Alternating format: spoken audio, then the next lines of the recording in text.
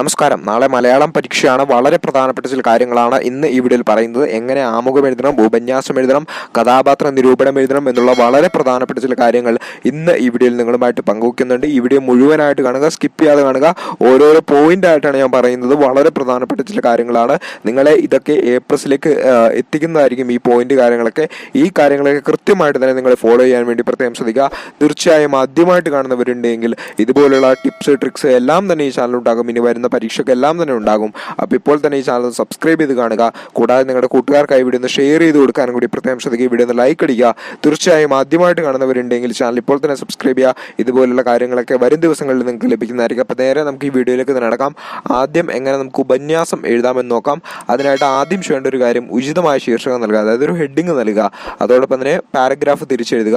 കാര്യങ്ങൾ ക്രമമായി അവതരിപ്പിക്കുക. നമ്മൾ വളരെ വൃത്തിയായിട്ട് തുടക്കുന്നതൊക്കെ നന്നായിട്ട് തുടങ്ങുക. അതോടൊപ്പം തന്നെ അവസാനിപ്പിക്കുന്നതൊക്കെ നന്നായിട്ട് അവസാനിപ്പിക്കുക. അതോടൊപ്പം തന്നെ ആദ്യ പാരഗ്രാഫിൽ വിഷയ സൂചന നൽകുക. ഇപ്പോൾ നമ്മളൊരു വിഷയം കിട്ടുകയാണെങ്കിൽ ആ വിഷയവുമായി ബന്ധപ്പെട്ടുള്ള കാര്യങ്ങൾ ആദ്യ പാരഗ്രാഫിൽ സൂചിപ്പിച്ച ശേഷം അതിലേക്ക് കൂടുതലായിട്ട് ആഴത്തിൽ ഇറങ്ങി ചെല്ലാനാണ് ഉദ്ദേശിച്ചത്. അതോടൊപ്പം തന്നെ വിഷയത്തിന്റെ പ്രാധാന്യം, ഈ വിഷയത്തിന് എത്രമാത്രം പ്രാധാന്യമുണ്ട് എന്ന് അതിനകത്ത് വിശദമാക്കണം, വ്യക്തമാക്കുക. അതോടൊപ്പം തന്നെ വിഷയത്തിന്റെ സമകാലിക പ്രസക്തി, അതാണ് ഇന്നത്തെ സാഹചര്യത്തിൽ ആ വിഷയം എത്രമാത്രം പ്രസക്തമാണെന്നുള്ള കാര്യങ്ങളൊക്കെ നിങ്ങൾക്ക് ഉൾപ്പെടുത്താൻ പറ്റുമെങ്കിൽ അതൊക്കെ ഏറ്റവും നന്നായിരിക്കും.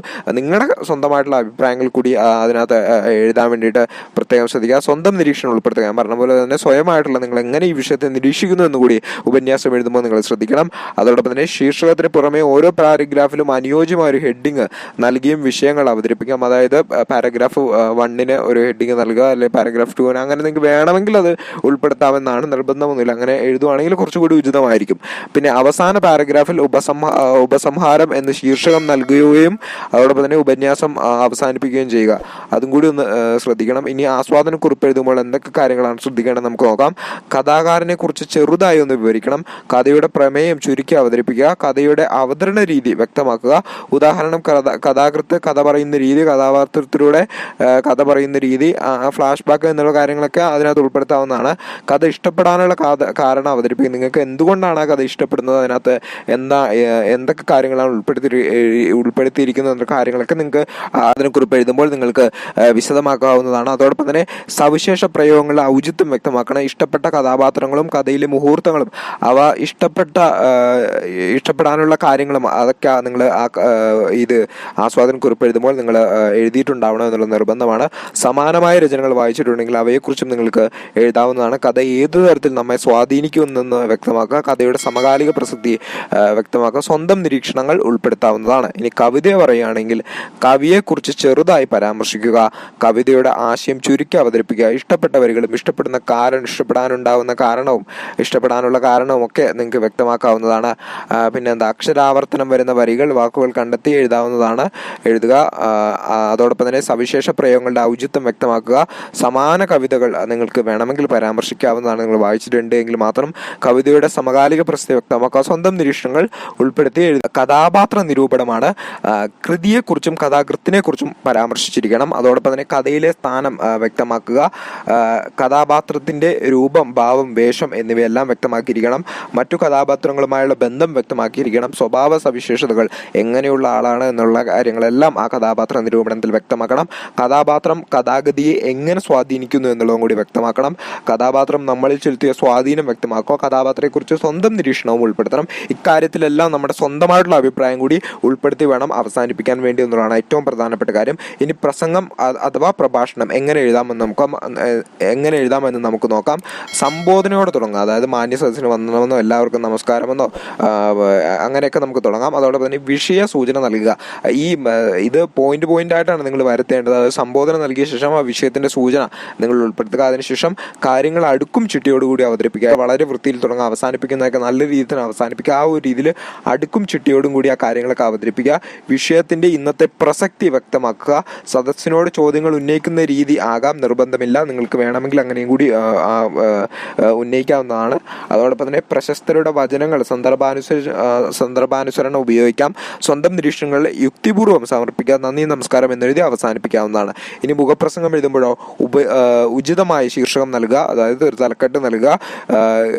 പാരഗ്രാഫ് തിരിച്ച് എഴുതുക. അതോടൊപ്പം തന്നെ ആദ്യ പാരഗ്രാഫിൽ വിഷയത്തെക്കുറിച്ചൊന്ന് സൂചിപ്പിക്കണം. വിഷയത്തിന്റെ പ്രാധാന്യം വ്യക്തമാക്കണം. സമൂഹത്തോട്, ഭരണകൂടത്തോട്, സ്ഥാപനങ്ങളോട് ആവശ്യം ഉന്നയിക്കാം വേണമെങ്കിൽ. അതോടൊപ്പം തന്നെ വിഷയത്തിൻ്റെ വിവിധ വശങ്ങൾ അവതരിപ്പിക്കുക. ശക്തമായ ലളിതമായ ഭാഷ ഉപയോഗിക്കുക. മുഖപ്രസംഗ ആലങ്കാരിക ഭാഷ ഉപയോഗിക്കരുത് എന്നുള്ളതാണ് ഏറ്റവും പ്രധാനപ്പെട്ട കാര്യം. ഇനി താരതമ്യക്കുറിപ്പ് എഴുതുമ്പോൾ എന്തൊക്കെ കാര്യങ്ങൾ ശ്രദ്ധിക്കണമെന്ന് നമുക്ക് നോക്കാം. ഉചിതമായ ഹെഡിങ് നൽകുക. അതോടൊപ്പം തന്നെ പാരഗ്രാഫ് തിരിക്കുക. അതോടൊപ്പം തന്നെ 2 എഴുത്തുകാരെയും ലഘുവായി പരിചയപ്പെടുത്തുക.